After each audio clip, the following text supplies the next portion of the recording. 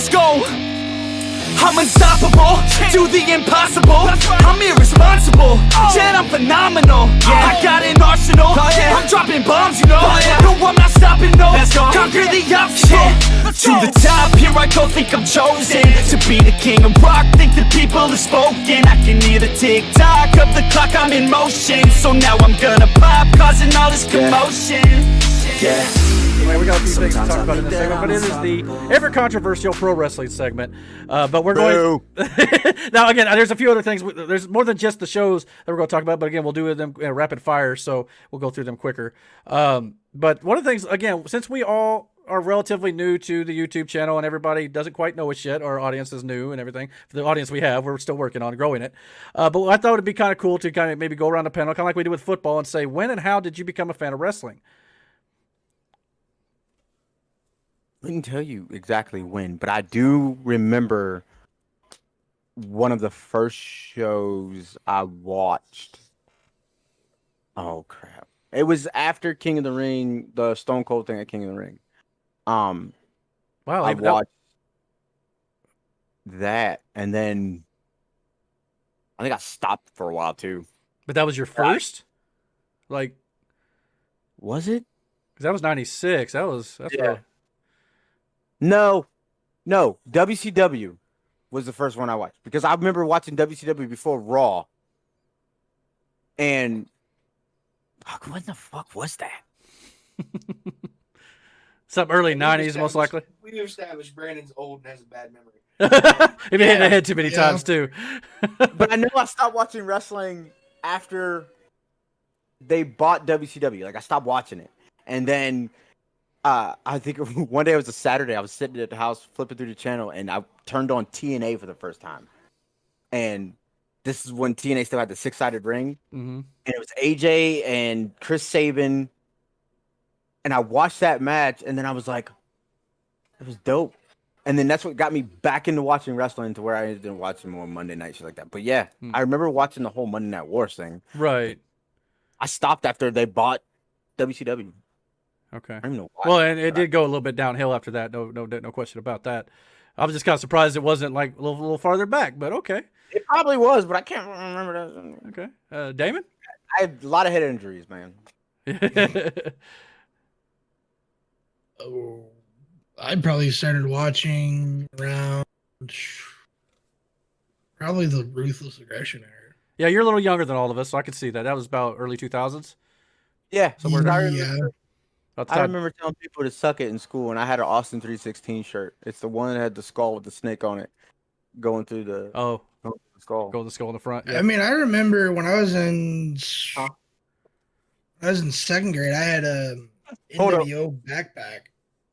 Real talk, Miranda had a bird named Hulk Hogan. No, I thought it was. Bird was racist as shit. What'd you say, Tony? I just thought it had a different name. I thought it was like Hork Hogan or something. Oh, Hork Hogan. He said Hork Hogan. But Hopefully, didn't teach it to say racist things. That's for sure. I actually had a T-shirt made in high school because my nickname was Blue. Because I always had something blue on. Yep. So it said Blue 316, and on the back it says I just stole your Twinkie because I was fat. I like that. That's cool. That's dope. I think my first memory was going to the very first Survivor Series in Richfield, Ohio, Richfield Coliseum. It's one of my very first memories. So yeah, that goes back to the 80s. Okay. I can tell you the exact match. 1992 Royal Rumble, where Ric Flair won the Undisputed Championship at drawing number 3 and went the distance. With a tear in my eye. With a tear in my eye. Yeah, that one. I remember one of the first times I watched wrestling with my mom, because I remember she saw Jimmy Snuka, and she said, "I've seen him wrestle before." And she's talking about the time is it Madison Square Garden where he dove off the cage? I believe so. On Don Morocco. Yeah. She watched it in the audience, hitchhiked from Long Island to go see. Yeah, I remember that. She watched it with her dad, and I remember her telling me that story. Damn. Yeah, that's the first time I watched wrestling with my mother is when she told me that story. Well, I remember when I got the 92 Royal Rumble on VHS, which for kids, that's a little cassette tape about yay big. You had to stick in a recorder to rewind, and it had actual tape on it or film in the inside. And if you bent it up, which I did, I wore that tape out. I watched that thing. And one of the best parts about that memory to me is that was also the same year of WrestleMania 8 in Indianapolis, and my family got us all tickets to go see that show. So that was my first live event, too, seeing Ric Flair defend the title against Randy Savage, which is his second world title, and Hogan, obviously, in the end with Sid Vicious, or Sid Justice, I believe was his name at the time, with Ultimate Warrior's return. So, again, things I'll never forget, but that's where I started, and I haven't turned back since, even though there's been times that you kind of wanted to quit. That's for sure. It's a little rough. I know when I started watching, Eddie was big. Cena was just getting started. Yeah. Were you there for was it when they're called the Rascals? It was The Radicals. The Radicals with Benoit and Eddie, and Eddie and That was Perry a little Saturn. bit. That was a little bit before my time when I started watching. Dude, Perry Saturn's underrated. Those years with the ruthless aggression and Cena and Kurt and all that stuff, those SmackDowns with JBL, those were some of the best shows looking back on it now. Yeah. I mean, like I don't even really hold on. like I don't remember watching any Raws, but SmackDowns I remember because of that. So, what was your favorite era of wrestling then? I mean, the Attitude Era. Yeah, most people would say that. But to me, to be honest, though, you go back on the WWE Network, now on Peacock or whatever, and you watch some of the stuff from any time in wrestling for that matter. But the Attitude Era, we all remember it fondly for like The Rock, Austin, Hogan. Not Hogan. Yeah. Rock, Austin, Triple H, Taker. But you go back and watch it, there's a lot of garbage on those shows, too. I mean, wrestling's really not changed that much from those years, and those are considered their best years. But see, that's the thing. Wait, when we were teenagers, though, that garbage was legit because you saw half-naked women. Yeah, but we're also getting hands being birthed by Mae Young. We're getting the yeah, you got Vince the headbangers, the oddities. Some of this stuff is just like Vince McMahon pissing himself on TV. But the highs outweigh the lows. Everything from the late 70s up into 92, 93. I even go maybe 94. That was my time. I agree. I would say either the 80s, like WrestleMania 3 to 9, somewhere in there. Then it kind of died off a little bit when WCW caught fire. But then, again, of course, the Attitude Era and the Ruthless Aggression. I mean, they all had their highs. Legitimately, I think I watched WCW Nitro before I seen a Raw. Like, that's where my wrestling started. Yeah, I was on TNT, and you had to get cable. You had to have USA. One of the things I really regret about the Attitude Era is I really did not watch a lot of Nitro. I tried, but by being in school and stuff too, I tried to record it after Raw, and then I didn't always get a chance to watch. I mean, I could have watched the next day, but life and things like that happened. So I that's why I kind of feel like I want to see like the AEW and the NXT stuff now, because I feel like I didn't get that back in the day. Yeah. But Man, and then too, like, I remember ECW was a thing, but all they did was pay-per-views, and we couldn't. My mom was never gonna let me watch an ECW pay-per-view. So I remember one time, me and TJ went to his grandpa's house, and we talked his grandpa into letting us buying a ECW pay-per-view for it. And his grandpa went to bed, and me and TJ were sitting in the living room watching this ECW show. And I was like, yo, this is wrestling. The most violent, foul-mouthed thing I've ever seen in my life. And I was like, I'm here for it. Well, and speaking of memories, one of my fondest memories, which again, kids don't have now, was going to the movie rental store, like Blockbuster or something like that, and just going down the wrestling aisle and picking out 2 or 3 tapes to watch for the week. So you had that. In the 7th grade, I had a social studies teacher named Mr. Yannon. He was a huge wrestling fan. And when he found out that a lot of kids were wrestling fans there too, he would bring in he had library tape, VHSs of old wrestling shit. And like, he would, like, if we did good in class, he would legit let us go into the projector room and watch these tapes, and then if we didn't finish it or whatever, he'd let us take them home. We'd bring them back or whatever. Cool. He just gives us a new one every other fucking week, dude. And some of the coolest shit though was on the last day of school. That's all we did. We just hung out in his room and watched these old wrestling videos. Yeah, that's great. Yeah, I know. one of my earliest memories of wrestling. I was again in second grade with my NWO backpack. Nice. Hey, Wolfpack or original? I think I had original. My brother had the Wolfpack red and black. I was more of a Wolfpack fan. But the earliest I forgot what time it was because it was like back in I was like I said second grade, and I'm gonna describe the match. It isn't gonna help, but it was a cage match with Flair and a bunch of other guys beating the shit out of Flair, and Flair was bleeding. Imagine that. Flair bleeding.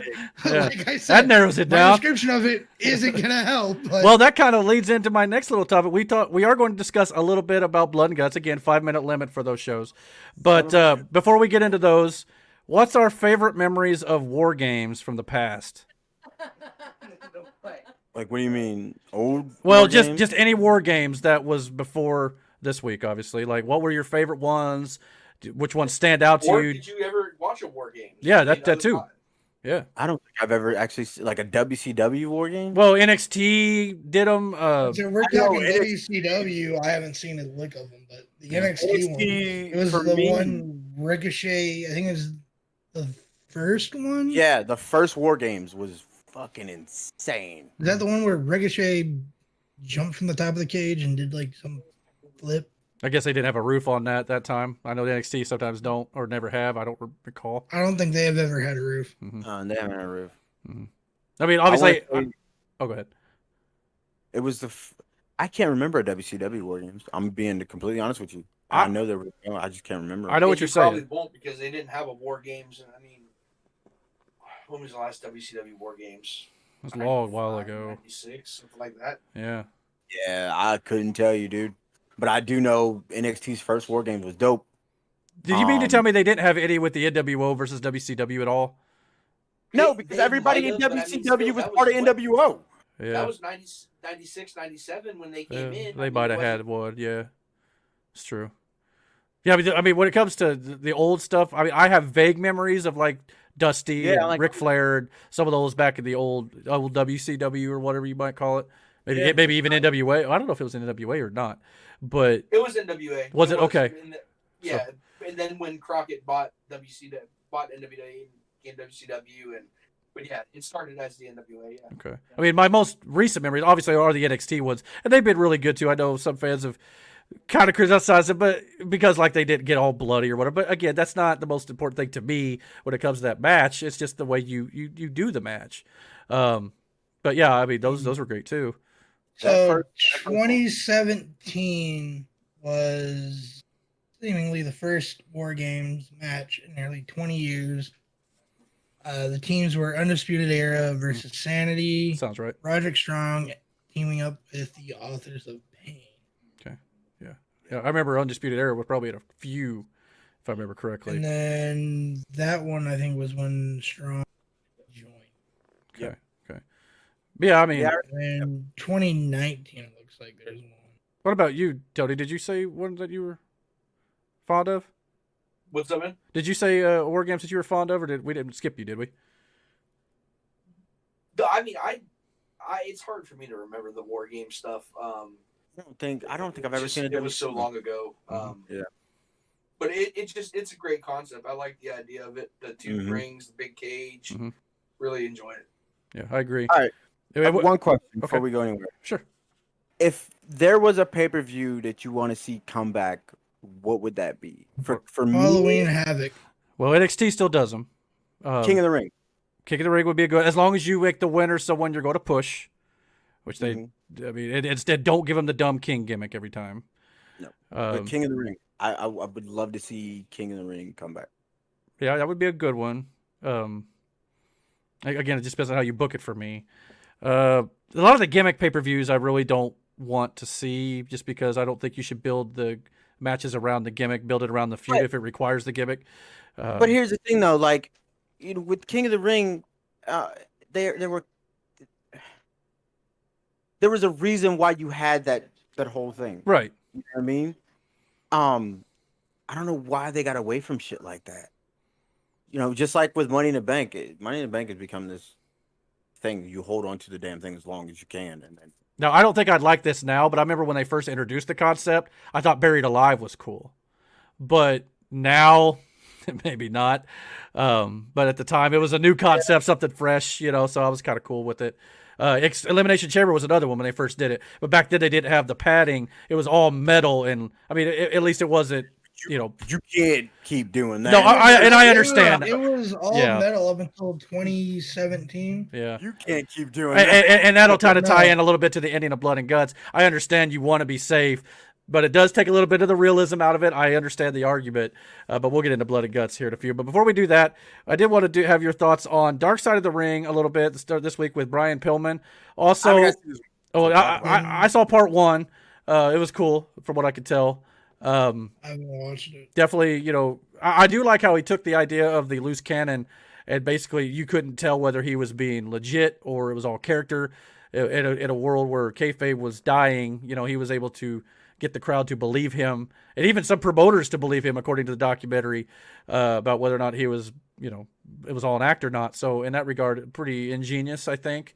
But again, they he obviously had his demons as well, clearly. Otherwise, he wouldn't be on Dark Side of the Ring. But I do want to see part 2. I haven't got around to checking it out yet. Anybody else get a chance to watch it? Not yet. Okay. Well, we'll try to catch those probably, and they're on every week now going forward. But I also did want to get your opinions on the A&E bios for Stone Cold Steve Austin, Roddy Piper, and the Macho Man Randy Savage have been released so far. I didn't see those yet. I know Tony have. Busy this week. Yeah. Stone Cold's was really good. Roddy Piper's hit me really hard, especially towards the end. And I haven't watched Savages yet, but I heard it was really not that good. It was just all over the place. I mean, because each one is, I guess, directed by a different person, so it's they're not the same. The Roddy Piper one, though, man, you just see how much shit he went through in his life, and there was 2 things that stood out the most to me. One, I totally look past how great of a heel he was. Mm-hmm. He probably was the best heel that we've ever had in wrestling. They said he was stabbed 3 times in his entire career, and that after the last one, which I'll tell you the quick story on real here in a second, he ended up having Kevlar put into his leather jackets that he wore to the ring. So I think it was early to mid 80s, he was having a match with Sergeant Slaughter, and he was going through the crowd, and someone started jaw-jacking with him, and he was doing his thing as a heel, and they got into it. So the cops pulled him apart, and Sergeant Slaughter, being the good guy, he got into it with them somehow, whatnot, more to get Roddy out of the way and make him safe, but make it still look like he's helping the fan, yada, yada, yada. So they get backstage, and the cops have the guy that he was going back and forth with.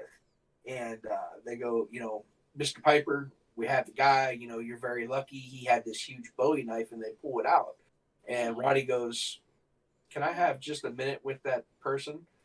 And they're like, why do you want to have a minute with that person? And Roddy takes his hand off his chest, and blood starts squirting the police officer in the face. Every time his heart pumps, it's squirting blood. The guy actually ended up stabbing him, and they had to take him to the hospital. And the doctor told him, if it would have been an inch either way, you'd be dead.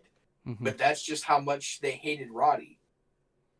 So the last thing, crazy. It is, dude. It's nuts. But the last thing, his family was talking about how bad he was getting towards the end. Roddy was one of those people that just always thought on his feet and could talk and this and that. He died, I think it was July 31st, something like that, 2015. And he appeared on an ESPN sports show. It was July 15th, something like that, a couple days before he actually died. And when you watch the interview, because they show this segment on there, he's just stumbling. He can't come up with anything. He's mumbling his words. He was just so bad. And the next day, his wife and him, they're like, we're going to go to the doctor the next day and figure it out. And he ended up dying in bed that night. Man. But the big thing about that is I guess Roddy was getting into, more religion and whatnot towards the end of his life. And you know how we all get those text messages sometimes that was sent in the morning, but you don't get it till later on that night or even the next day? Mm-hmm. Oh, Hulk no. found out. Hulk Hogan, when he found out that Roddy died, he said it hit him really hard, and I guess he had a voicemail on his phone, but like his phone never rang and this and that. And I think he got it. I think he said it was like a day or two after Roddy died, and like Hulk said what the message was, but they actually played it on there so that you could see it was no bullshit. It was Roddy, and he said, "Hey brother, just thinking of you. I'm walking with God today. We're in the light. It's bright and shiny. Huh. Praying for you, and I love you." And it's like it's just so Wow. Dude, that's That's crazy. crazy. He knew. like it's like he was talking from heaven. It's so weird, man, because it's a trip. You got to watch that Roddy one. If Okay. you don't watch any of them, you got to watch that one. Okay. All right. I do know that there were some notes that were being going around. And one of the things with me, and again, I'm sure these are all good watches, but I do get a little skeptical, especially sometimes. I mean, because if you watch any WWE documentary, especially on their network, now I know WWE had a hand in these, but sometimes it feels like WWE has a little revisionist history about certain things. And now documentaries in general, it's all depends on what you're trying to tell. Sometimes they don't get every detail right, and obviously it sounds like the Randy Savage one. Again, I've not seen it, but it sounds like they took certain things. It got real negative in a lot of instances. Now, granted, there's a lot of things Randy Savage did in his life that was not considered right, but at the same time, I heard that apparently WWE completely neglected to even mention a whole lot of his in-ring accomplishments, such as WrestleMania 4, WrestleMania 7, the Mega Powers, WrestleMania 5, WrestleMania 8, a lot of his title wins and stuff. And they focused a lot more about how he treated Elizabeth. It felt more like a Dark Side of the Ring episode, from what I gather. And I think even McMahon even said in there that he felt betrayed when Savage went to WCW. But it was kind of, to me, kind of like, because Vince said the same thing in the Monday Night War documentary about Hogan, Nash, and Hall even. But in all those cases, I believe their contract ran out and Vince never renewed it, so they went and found work. But Vince, made it seem like they betrayed him. And It was. Oh, I'm sorry. Go ahead, Eric. oh no, you're fine. Go ahead. I was just gonna say it was actually with Savage. Everyone says that the big rumor was that Savage slept with Stephanie when she was fairly young and this and that, and that's why Vince always held a grudge and hated him. Really? But it was actually over the Slim Jim endorsement. I guess Vince felt that Slim Jim endorsement was supposed to be theirs, WWE's and whatnot. But I guess when they weren't going to re-sign Savage, or they just really didn't want to do anything with other than commentary, like Savage got that. Originally, that was supposed to be for Bam Bam Bigelow, but Savage took that with him to WCW. I think he was getting, it was like $750,000 a year. I was hearing that he was making off the endorsement, and Vince took that personally because he felt that was WWE money, that was his money, and that's what drove the big wedge between them. And you're right, that's, I guess, the second hour of that A&E documentary was a lot on just Elizabeth herself. Not only, like you said, the way he treated her, but her time with Lex and the drug abuse that killed her and this and that. And then, like, the first hour, I guess, they focused on a lot of Randy's early years, but, like, fucking just crazy and out there he was. And, like, it didn't really put him in a good light. And even, like, some of the dates, and it just wasn't right. Yeah, they were out of order, I believe is what I heard. So from what I haven't watched it yet, but from what I hear, it is not their best one. Right, and it kind of paints WWE in a better light, which is another thing. I'd be remiss if I don't bring up the thing about, now, again, I haven't seen Roddy Piper's, and I'm sure for the most part it's good, but there's a spot in this one apparently where Vince McMahon's joking like he's on a phone call with Roddy Piper, and he's like, I was just going to tell you that. Yeah. I know it verbatim. Okay, go ahead then. Vince is sitting there. The first shot is Vince sitting there like they're doing makeup on him, and he picks his phone up and he goes, "Roddy, hey, how you doing, pal? Oh, it's hot down there, huh? You're saving a seat for me? Not anytime soon, pal." And he hangs up. And he goes, "Oh, Roddy's not in hell. He's really in heaven." But you know what? The thing though too is once you watch that documentary and you see the way Rowdy is and whatnot, I think he would have actually got a kick out of it. I think. Oh, good point. But I mean, it's still though. I mean, for the person, it's still kind of shitty. I mean, for Vince to do. But I honestly think Rowdy would have been cool with it. Yeah, and that's a very good point. A joke Roddy would have made himself about somebody else, or I really do. Mm-hmm. Okay, in that context, I guess it makes a little more sense. But it was still. I mean, yeah. I mean, I don't think I would have done it, even as mouthy and as crazy as I am. I don't think. Now, I did watch the Stone Cold Steve Austin one, though, and after this one, I guess we can move on to the actual shows here. But I did want to mention something I caught in the Stone Cold. And again, I'm not trying to paint Vince or WWE in a bad light, but it's just certain things that kind of pop out to me that I feel like, WWE kind of puts a little spin on it, you know what I'm saying? And obviously everybody remembers when Stone Cold did not want a job to Brock Lesnar and took his ball and went home, so to speak, as The Rock put it in one of his promos.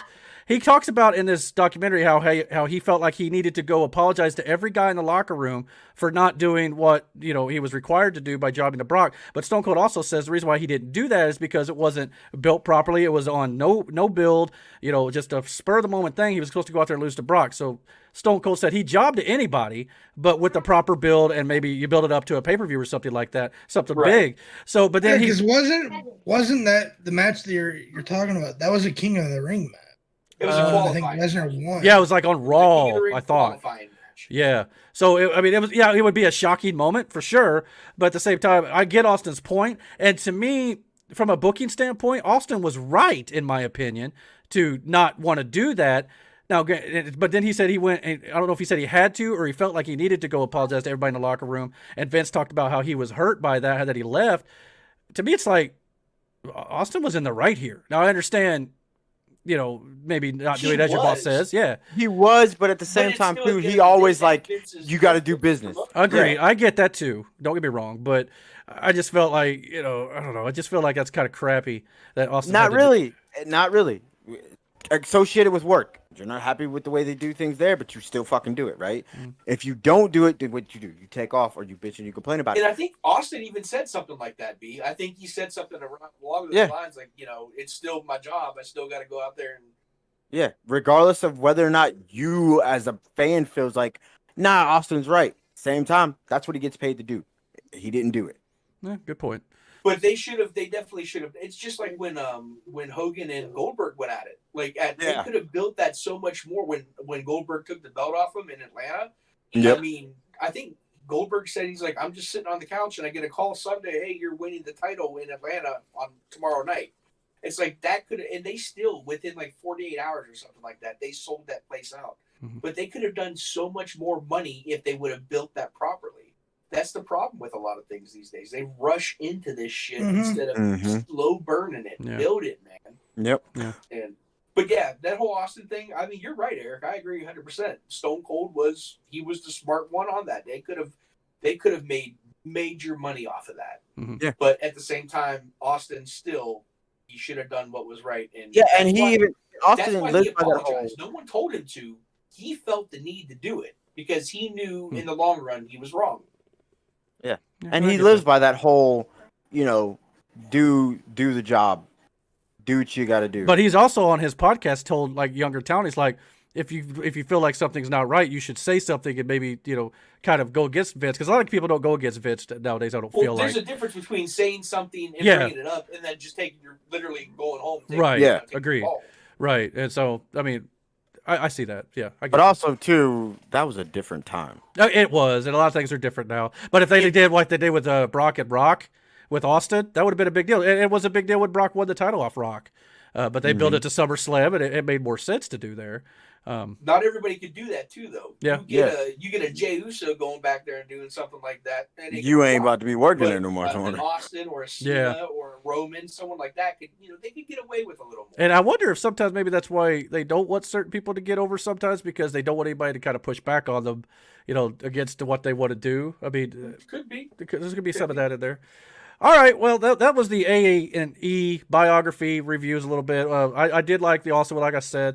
I need to get caught up on the others, but they sound like they're at least well done. I'm interested to see what they do with the Ultimate Warrior, because we know how... this week? Is that this week's? I'm not sure. I don't think so. I think the next one was Bret Hart, I think, which is another one that could be interesting. Bret Hart was just shitting on Triple H. Oh, was he? Yeah. Yeah. Well, okay. Well, we'll see what happens with that then. Yeah, ready to go, man, lock and load. That's right, I swear to God that I can drop it, bro. Yeah, I got a shot and I ain't stopping, no. That's how I know that I'm unstoppable.